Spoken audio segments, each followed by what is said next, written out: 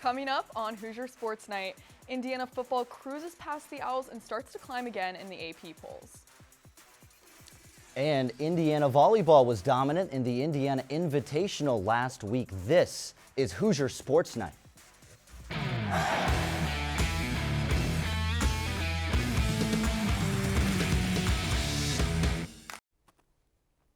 Hello and welcome to Hoosier Sports Night. I'm Grace Lesher. And I'm Charlie Harris. And Grace, football season is back in full form. It's week 3 just about everywhere, isn't it? Yeah, we've got football in full swing across all levels, from high school to professional, even some intramural flag football. But of course, let's not forget about the collegiate football. Yes, week 2 for the Indiana Hoosiers. They were hosting Kennesaw State, the Owls from Georgia. And in that matchup, deja vu in week 2 for the Hoosiers. The Indiana Hoosiers welcomed the Owls.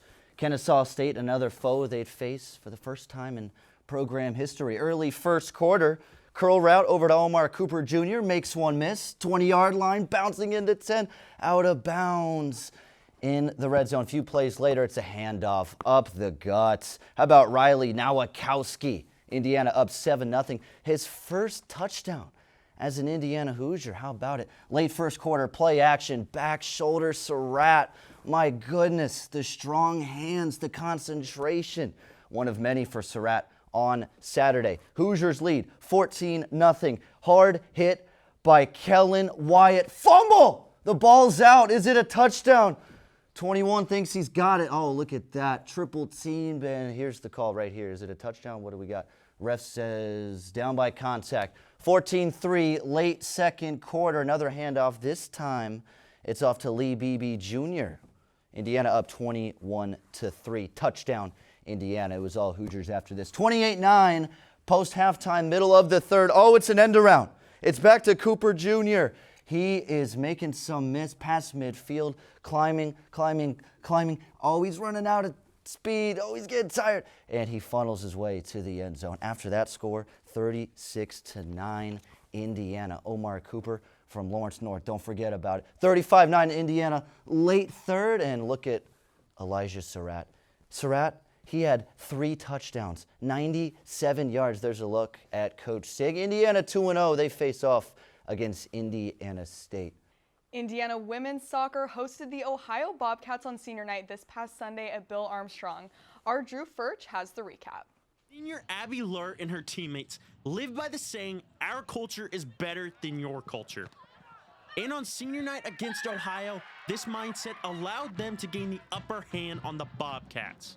No matter what's happening on and off the field, we're going to work for every play. So just knowing that the person next to you is going to make that tackle is huge for our team, and we always just take one step at a time to go 1-0. Senior group has been unbelievable as far as just the leadership, the consistency. You know, we've had a little bit of just behind the scenes. One of the things we talk about a lot is what it means to be a Hoosier, right? So we've had an opportunity to hear from all our seniors talk about, hey, what does it mean to them? The unselfishness of this Indiana team has allowed them to improve drastically throughout this season, with multiple players capable of stepping up and leading the way on any given night. One in front of them that's able to contribute to that, and they've been playing great this season, so having them back there, we just know they're going to be solid every single time, so it's just a great feeling. Many different contributions along the way from different people, and so you know, hopefully that makes it a little harder to scout us. You can't really say, well, if you just stop this one person, right? I think we have a lot of different people who are able to contribute, you know, and be dangerous in the attack.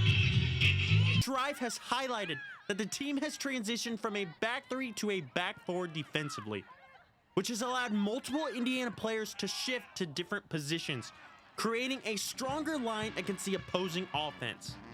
And so I think going to a back 4, you know, I think the group has been playing well. You know, a young lady like Bella Haggerty, when she comes on, she's naturally left-footed, right? So it makes sense to kind of get her on the left, which makes us move some other pieces around. But again, it's a luxury, I will say right now, for us to have, you know, a lot of players that we have trusted that we can come in and they can move and play in some different spots. So here on senior night, the Hoosiers come out with a big win against the Ohio Bobcats in a 1-0 victory here at Bill Armstrong Stadium. I'm Drew Furch with IUSTV. Women's soccer will get back in action tonight at 7 p.m. as they hit the road to Champaign, Illinois to kick off conference play against the Fighting Illini. The fourth-ranked Indiana men's soccer team traveled up to South Bend to take on in-state rival Notre Dame as part of its annual series.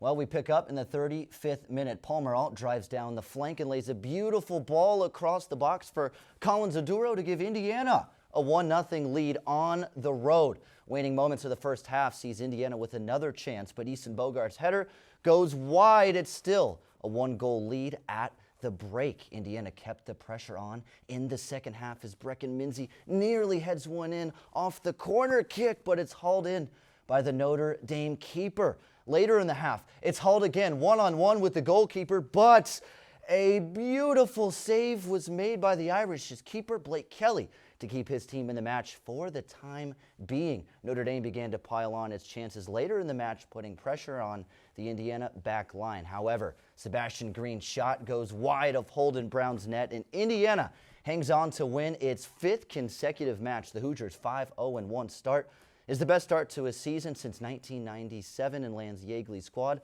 as #1 in the nation. You know, now I told the guys today you're sitting with an A and after your first test, but we got 2 more to go. 2/3 of the season is ahead of us, and then we start then we get ready for the finals. We got to take care of business. But I'd much rather start with an A than a C. The top-ranked Hoosiers are back at Bill Armstrong Stadium on Saturday night against the Michigan Wolverines. Indiana field hockey welcomed the Louisville Cardinals to Deborah Tobias Field on Sunday. IUSTV sports reporter Lily Newman has the story. The Hoosiers began the game strong when sophomore forward Charlotte Glasper scored the first goal of the game in the 7th minute, assisted by junior back Hannah Riddle. The Cardinals quickly swept with their first goal in the 10th minute by junior back Annabelle Sepp. This ended the first period 1-1. Indiana showed a strong start to the second period with a goal from freshman forward Molly Stute in the 15th minute, her 3rd goal of the season. Louisville followed with 2 attempted shots that went wide and then scored a goal in the 26th minute by sophomore forward Gigi Edwards to round out the second period 2-2. The third period started off with 3 penalty kicks from the Cardinals that Hoosiers were able to block. However, Louisville was able to advance their score to 4 with a goal from junior forward Tyler Everslage and a penalty kick from midfielder sophomore Aubrey Uba, which ended the period 4-2. Louisville continued their momentum in the 4th period with a goal from midfield senior Izzy Bianco in the 50th minute to advance their score 5-2. Indiana battled back in the 4th with a goal from senior midfielder Anna Mozeletsky in the 51st minute and a goal from junior midfielder Inez Garcia Pardo in the 58th minute. However, it wasn't enough to take a win against the Cardinals, finishing the game 5-4. The Hoosiers will look to improve their 2-2 record this Friday. For IUSTV Sports, I'm Lily Newman. Indiana field hockey will be back at Deborah Tobias Field on Friday as they take on Lock Haven with a 1 p.m. start time. Coming up after the break, we crown this week's Hoosier Highlight Athlete of the Week. And volleyball hosts the Indiana Invitational. Don't go anywhere.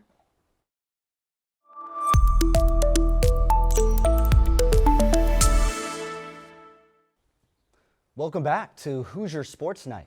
Joining us in studio for this week's Hoosier Highlight is IUSTV sports reporter Ethan Bonner. Ethan? Thanks, Grace. After only racking up 3 catches for 44 yards of the season opener against Old Dominion, Elijah Waffle House Surratt put the Hoosiers offense on his back. He lit up Kennesaw State with 9 catches for 97 yards and 3 touchdowns. He had as many touchdown receptions as any other Hoosier receiver had total catches in the game. Surratt turned the game into his own highlight reel, converting first downs, finishing drives, and proving why he's Indiana's top target. If this is a sign of what's to come, the Hoosiers' passing attack just got a whole lot more dangerous. Indiana will look to carry that momentum into next week as they face Indiana State on Friday night before Big Ten play begins against Illinois. I'm Ethan Bonner, sending it back to you guys at the desk. Indiana Volleyball hosted and swept their Indiana Invitational this weekend at Wilkinson Hall. Our Gigi Welp has the recap. I'm here at Wilkinson Hall at the end of the Indiana Invitational, where I just witnessed the Hoosiers have a clean sweep of all 3 of their matches. Following their back-to-back wins down in Florida, the team was looking to continue their momentum as they headed back home for the first time this season. And they welcomed themselves back to Wilkinson in style, not dropping a single set across all 3 of their matches. hitting at a near 40% rate and giving us a better look at what their new freshman class could do. New freshman outside hitter Jaden Jagger connected for 39 kills over the tournament, 20 of which were scored in her first game. Freshman transfer Teodora Krigovic was running the show as the team's setter, recording 113 total assists for her offense. And to round it out, freshman middle Victoria Gray shut down opposing teams with 9 blocks, leading the team at the net over the weekend. Despite these wins, head coach Steve Aird is still looking for more from his team, calling for a higher standard of play. I thought we played about 2.5 games tonight that were pretty clean, and then it got a little sloppy at the end. Like you guys saw, ace and error, then ace and error, and it's like, we don't need superhero volleyball. We need people to be consistent and play well, and our good would have been good enough tonight. Next weekend, the Hoosiers will travel to Chicago to play against Bowling Green. I'm Gigi Well for IUSTV Sports. Back to the studio. Volleyball will head up north to Chicago this weekend to take on Bowling Green. The Indiana men's golf team opened their season in Durham, North Carolina as they participated in the Rod Myers Invitational. The Hoosiers took third thanks to huge efforts all around as the Hoosiers did not shoot around over par this weekend. Indiana was led by Bradley Chill Jr., who not only placed third in individual performance shooting 6 under par, but also shot a career low. Despite the strong team performance, Indiana was never in a position to catch up to Duke, who won the tournament by 9 strokes. The Hoosiers will look to continue the strong team play next week when they travel to Illinois to play in the Fighting Illini Invitational.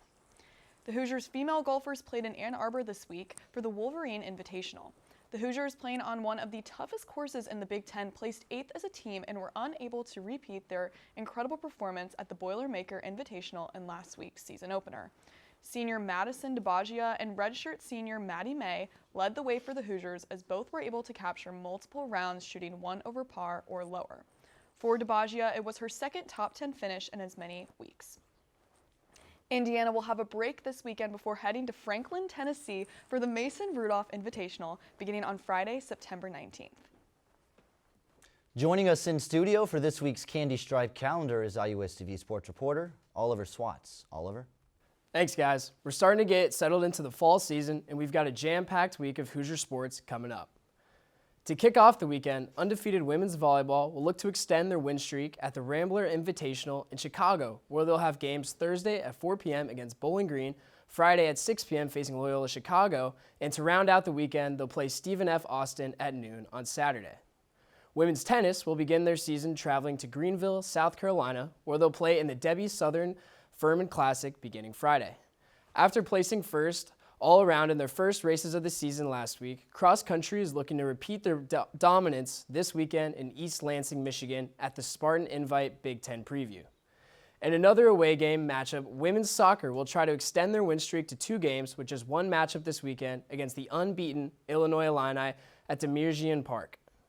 Transitioning to campus, be sure to head down to Deborah Tobias Field, where field hockey will look to pick up wins against Lock Haven at 1 p.m. on Friday and again at noon on Sunday against St. Francis, PA.